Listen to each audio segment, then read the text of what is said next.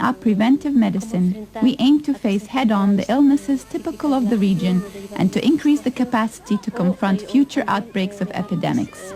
La capacidad y para enfrentar quizás futuros brotes epidémicos. This comprehensive healthcare program makes every effort to produce a caring environment where health problems are addressed at an early stage. Existe un sistema preventivo multifacético. The many-sided system of preventive medicine sets out to eradicate those factors that favor or generate disease and epidemics. Abarca varios aspectos. It encompasses aspects such as organization, immunization, environmental cleanliness, personal hygiene, food inspection, and health education. Incluso educación sanitaria. Todos estos aspectos son muy importantes. These are important aspects that serve as pillars of the prevention system. Hygiene, for example, begins at home. In each community, outreach workers offer health discussions. Estos comités tienen una participación muy activa y hacen, por ejemplo, como te decía, una orientación a nivel de hogar, donde local health departments actively participate by training mothers on matters such as cleaning the home, the hygiene of their school children, how they should arrive at school clean, how they should brush their teeth properly. Por ejemplo, debe cepillar correctamente los dientes, etcétera, así como también as well as regard the cleanliness of the environment, the disposal of excrement and trash which can spread disease, etcétera.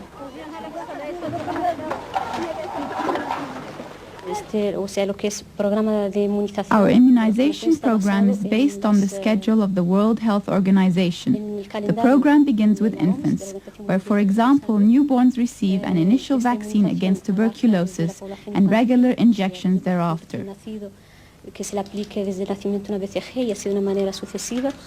The vaccination program has been quite successful, save an outbreak in 1987. We determined that a batch of polio vaccines went bad owing to transport and refrigeration difficulties and took immediate steps to resolve the problem. La de la polio, y que pudo ser resuelta a tiempo.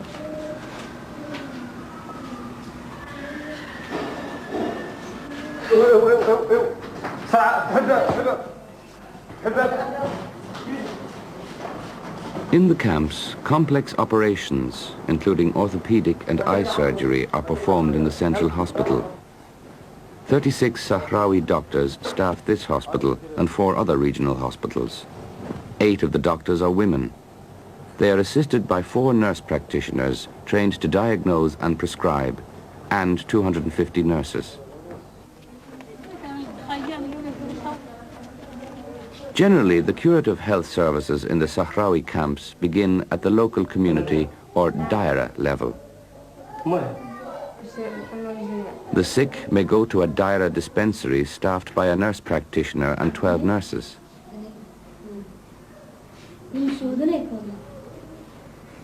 If a diagnosis reveals that the problem cannot be treated locally, the patient is referred to the regional hospital. Supplementary feedings are available at the 4 regional hospitals. In addition, once a malnourished child is admitted, practical advice is given to the mother on enhancing the basic food rations and on how to prevent such things as children's diarrhea. Imported medicines and vitamins are being used, but the Sahrawi health practitioners emphasize good nutrition. Remarkably, as the gardens have produced more food, pregnant women have had shorter hospital stays and undernourished children have made steady recovery.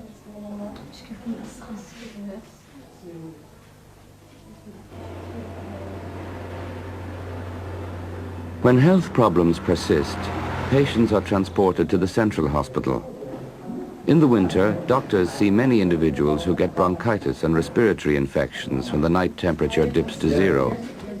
Older people suffer from rheumatism and bronchial pneumonia. These and other health problems can be addressed at the central hospital because fully staffed departments are available there. They include radiology, general medicine, pediatrics, dentistry, obstetrics and gynecology, laboratory, pharmacy, and ophthalmology.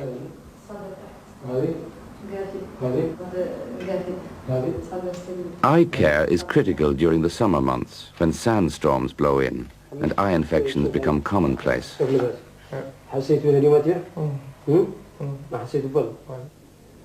In addition, traditional healers supplement modern techniques with their repertoire of cures, another Sahrawi effort to adapt long-standing customs to a new setting. With the despair of epidemics behind them, Sahrawis are able to progress to steady recovery and generally good health. Sahrawi technicians also conduct medical research at the laboratories of the Central Hospital. They aim to make advances in standardizing traditional medicines. Still another objective of the health program is to build human capacities. La educación sanitaria siempre nos ha servido como punto de apoyo en el proceso curativo. Health education always has served to support the curative process. Within the hospitals, there are health education halls where explanations and lectures are given using the means we have available, such as murals, posters, and slides. Descriptions of cases and types of sicknesses are given. Y el tipo de diabetes, tratamiento, la explicación, la atención de enfermería, cómo se puede inyectar un diabetes, cómo tratarlo, cómo recibirlo. I finished medical school in 1987. The way I see it, my role in life is to bring into this world a new and healthy generation of Sahrawis.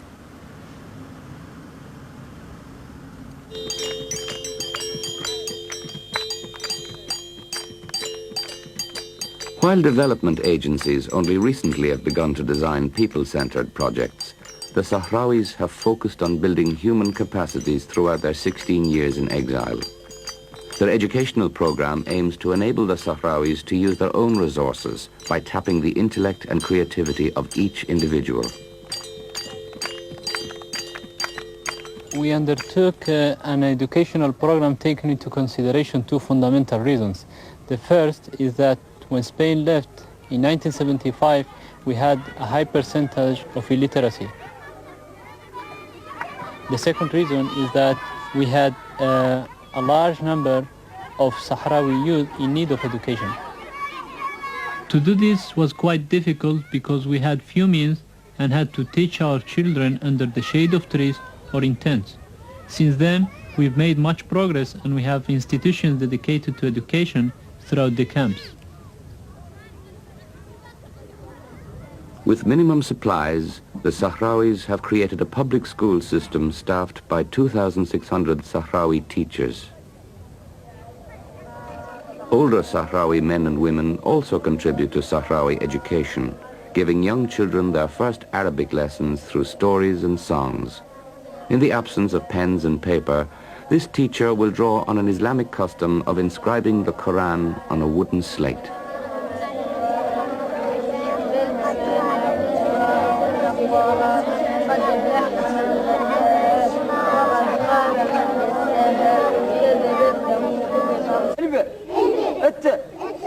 In 26 nursery schools throughout the camps, Sahrawi children learn the Arabic alphabet, hygiene, dance, and music. The Sahrawis believe that investing in the development of their children is investing in the future.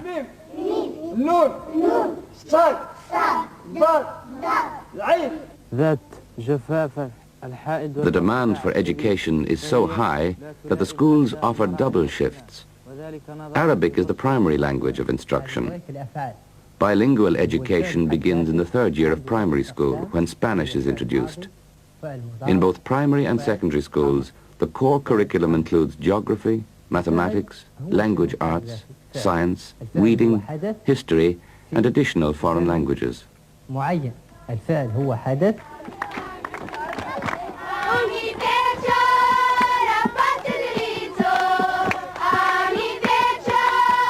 Physical education includes basketball, volleyball, handball, swimming, karate, gymnastics, and soccer.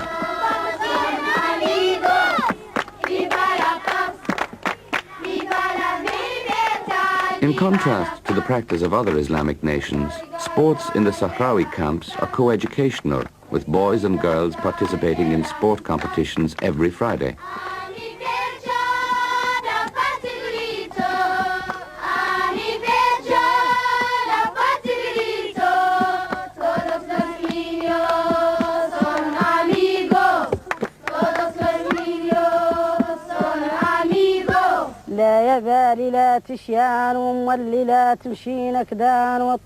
Teachers also incorporate traditional Sahrawi games, legends, and oral literature into their lesson plans. This Sahrawi poet recounts the beauty and wildlife of the southern part of Western Sahara, knowledge that she will pass down by word of mouth to a generation of children born in the refugee camps. Besides Spanish, we start teaching foreign languages to our children beginning in 8th grade. We found out that English has become one of the most popular foreign languages among our students. Even in the bleak Hamada, there is no evidence of a lack of creativity among Sahrawi student journalists. We make the wall newspapers because we haven't enough paper, and we want our community informed, and if we put it on the wall, anyone can read it. On the wall newspaper has articles like this. Introduction, science, weekly story, comics, history, and news. In all the 4 camps, we make, the students like us, we make the wall newspaper like this, and sometimes we make it in Spanish. Another component of the Sahrawi educational system is vocational training. At the 27th of February school,